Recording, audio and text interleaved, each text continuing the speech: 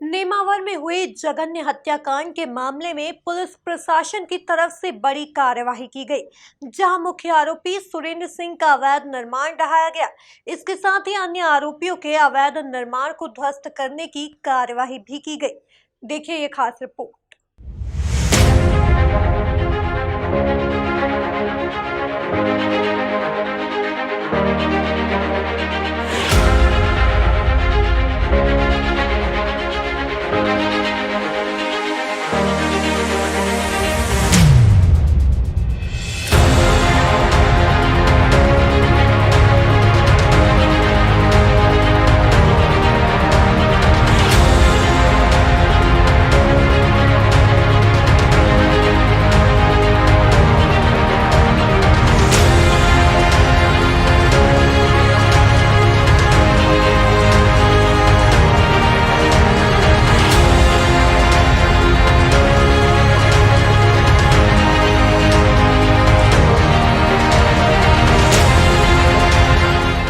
सुबह करीब 11 बजे बड़ी संख्या में पुलिस और नगर परिषद का अमला मुख्य आरोपित सुरेंद्र सिंह चौहान के नेमावर में रेती नाके चौराहे के पास बने मकान को तोड़ने के लिए पहुंचा, जहां मुख्य आरोपित की ओर से मकान और दुकान का अवैध निर्माण किया गया था। परिवार के सदस्यों द्वारा मकान खाली करने के बाद पुलिस प्रशासन ने कार्यवाही शुरू की और अवैध निर्माण को जमींदोज कर दिया। वहीं इसके साथ ही अन्य आरोपियों के अवैध निर्माण पर भी प्रशासन और नगर परिषद का बुलडोजर चला।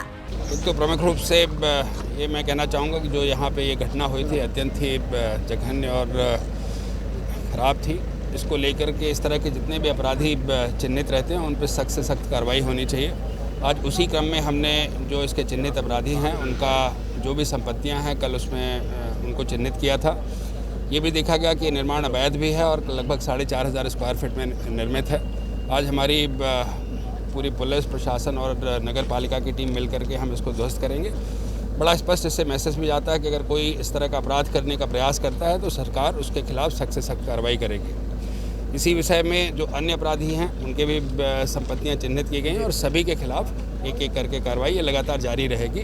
और जब तक इन सब के विरुद्ध चाहे इनके संपत्तियों की हों चाहे न्यायिक कार्रवाई पूर्ण न हो जाएगी तब तक हम लोग इसी तरह से लगे रहेंगे इसमें। देखिए, इसमें सभी आरोपियों को गिरफ्तार कर लिया गया है और प्रकरण से संबंधित सभी साक्ष्य बहुत ही सूक्ष्मता से और सावधानीपूर्वक संकलित किए जा रहे हैं ताकि कोई भी ऐसा साक्ष्य नहीं रहे जो आवश्यक हो। हमारा प्रयास ये है कि इसको जल्दी से जल्दी त्वरित न्यायालय में इसकी सुनवाई करा के और चिन्हित अपराधों की श्रेणी में इसको रखा गया है। हमारा ये प्रयास रहेगा कि हर हालत में इसमें दोषियों को कड़ी से कड़ी सज़ा मिले। सभी अपराधियों के हम क्रिमिनल रिकॉर्ड्स खंगाल रहे हैं। उनके जहाँ भी यहाँ भी अन्य जिलों में जो भी आपराधिक रिकॉर्ड है वो सब भी खंगाला गया है। उनके ऊपर और भी प्रभावी कार्रवाई की जा रही है। जैसा मैंने कहा कि सभी आवश्यक साक्ष्य संकलित किए जा रहे हैं। उसमें जहाँ जहाँ आवश्यक है उनकी सभी प्रॉपर्टीज़ की जानकारी ली जा रही है। यदि कोई अवैध है तो उसके ऊपर कार्रवाई की जा रही है। उनके सभी अन्य जो स्रोत हैं उनकी जानकारी ली जा रही है।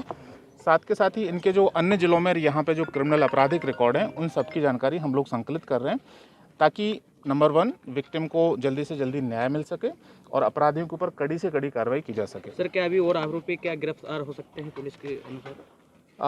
अभी तक जो साक्ष्य आए हैं उनमें इन आरोपियों को गिरफ्तार किया गया है।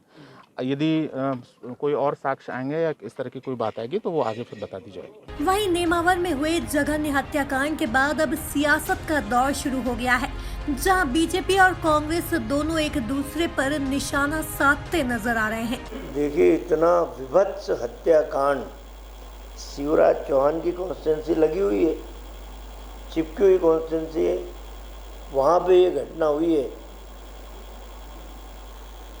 एक सबसे बड़ी बात ये थी कि वहाँ के विधायक से जुड़े हुए लोग पकड़ाए हैं इस जघन्य हत्याकांड में, और विधायक से जुड़े हुए कुछ लोगों ने आज से कुछ समय पहले पुलिस प्रशासन को ज्ञापन दिया था, दबाव बनाया था कि इस केस की जांच बंद कर दी जाए।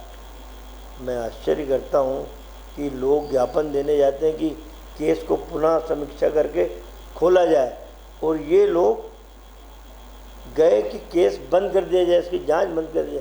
मैंने कल एसपी को कहा, मैंने जांच के दायरे में उन लोगों ज्ञापन आपके ऑफिस में पढ़ाया थाने में इन लोगों के नाम की भी जांच की जाए, जिन लोगों ने दबाव बनाया था कि केस बंद कर दिया जाए। सीबीआई जांच की मांग आज कमलनाथ जी ने लेटर लिखा, वो हमने भी की। कि सीबीआई पे उन्हें भरोसा है कि नहीं। कल को कोई रिपोर्ट आएगी तो कहते हैं कि सीबीआई तो राजनीतिक हिसाब से काम कर रही है, भाजपा के हिसाब से काम कर रही है। राहुल गांधी भी यही कहते हैं। अभी तक इनने बाकी के प्रकरणों में भी ऐसा ही कहा था। तो पहले वो स्पष्ट दोबारा से बता दें, घर बैठ के ट्वीट करना, घटना स्थल पे न जाना, वैक्सीन पे ट्वीट करना, एक भी वैक्सीन केंद्र पे नहीं जाना, अस्पतालों पर ट्वीट करना, किसी अस्पताल में नहीं जाना, खाद्यान्न वितरण पर ट्वीट करना और खाद्यान्न वितरण में नहीं जाना।